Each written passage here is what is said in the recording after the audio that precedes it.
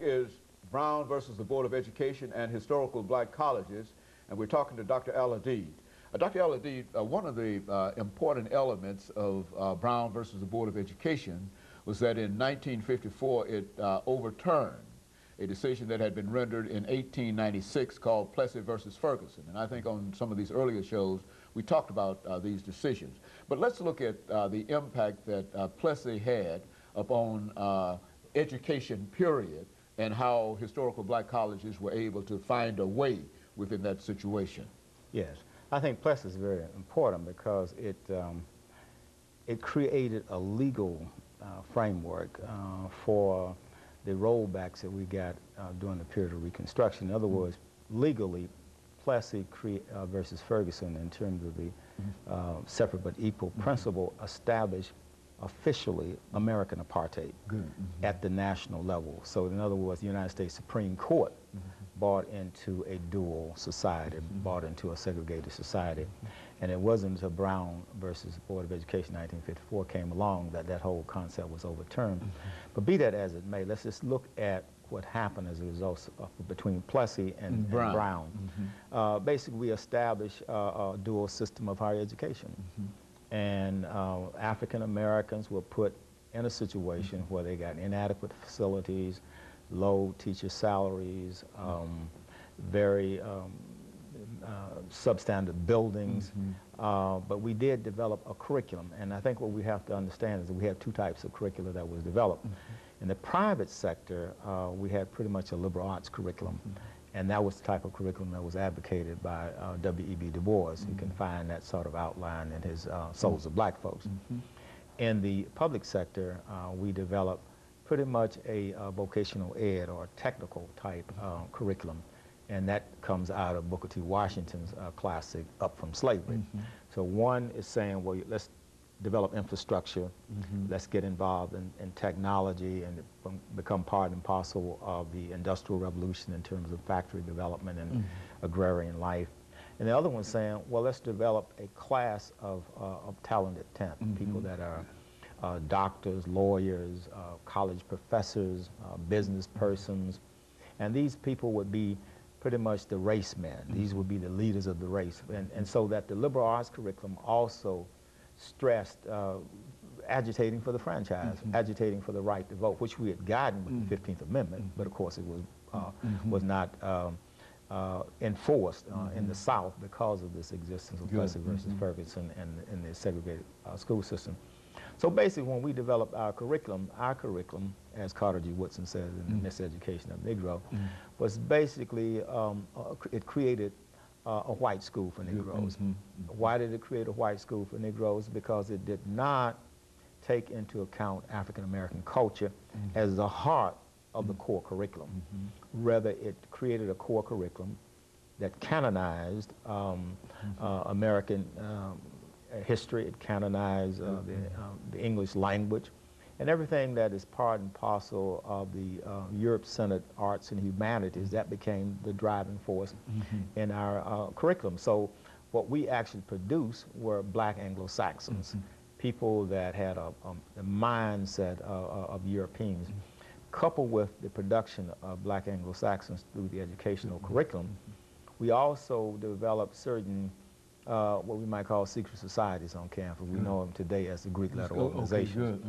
And those black Greek letter organizations reinforced this black Anglo-Saxon mentality because they too bought into the whole Greco-Roman canon, and they reinforced that in the culture and social life of these schools, thus creating a type of elitism.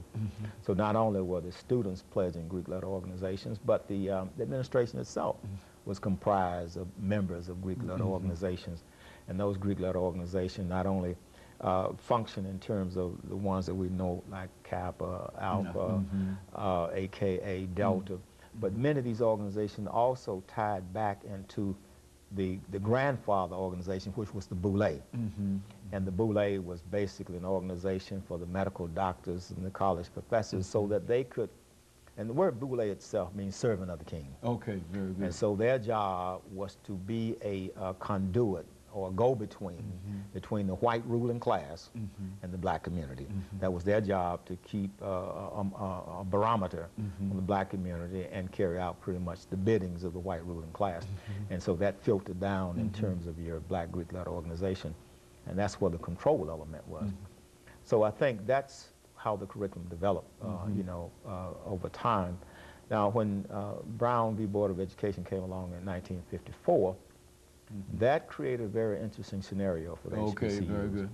It was very interesting because it set the stage for the civil rights movement, the modern civil rights movement, especially when we were trying to desegregate so-called predominant white institutions like the University of Tennessee, University of Alabama, Ole Miss, etc. So when the laws were passed to do that, I think the lawmakers, legislators, as well as interpreters of law, kept a trump card that they were to play later. Okay. And now they're playing out that trump card. And the trump card that they're playing out now, okay, in the 60s and the 70s, you forced us to accommodate your people. Okay.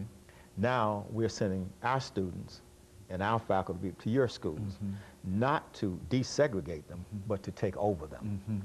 And so what's happening now is Brown versus Board of Education is now being used as a weapon against HBCUs, because it's creating a scenario where the white ruling class, in complicity with the government and complicity with the legal system, are creating a situation where they want to make all schools that are state-supported predominantly white. So they want the HBCUs to become extinct. In fact, it's almost illegal to speak of HBCUs today as black colleges because of the court rulings that they want to create a situation where whites will be welcome, whether they're students or faculty and so forth. So our schools are now bending over backwards to give white students affirmative action.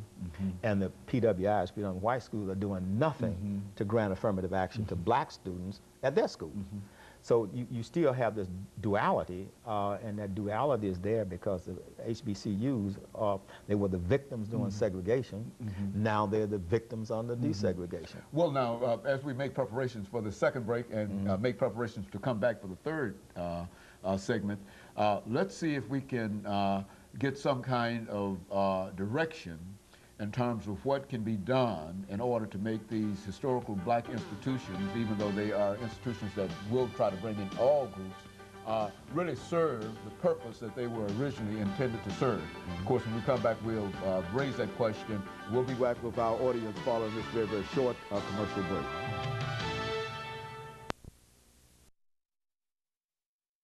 The topic is Brown